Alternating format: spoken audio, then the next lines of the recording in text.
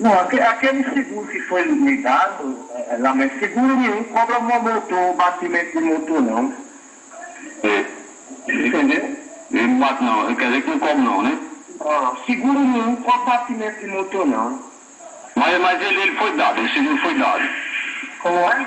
Você me deu o seguro, né? Ele quer dizer que foi dado mesmo. Não, o seguro foi dado a você. Agora, batimento de motor não tem nada a ver com seguro, não. Não é, né?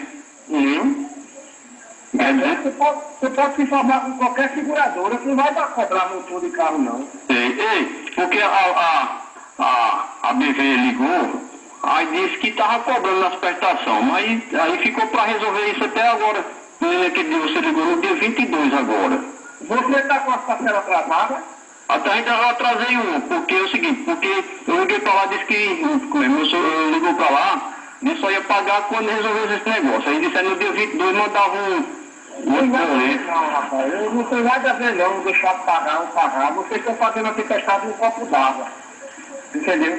Isso aí foi dado a vocês. Vocês não quiser pagar o carro, tudo bem, cara. Não tem problema não. O banco toma o carro de vocês. Você já esperou o que deu. É pior para vocês. Entendeu?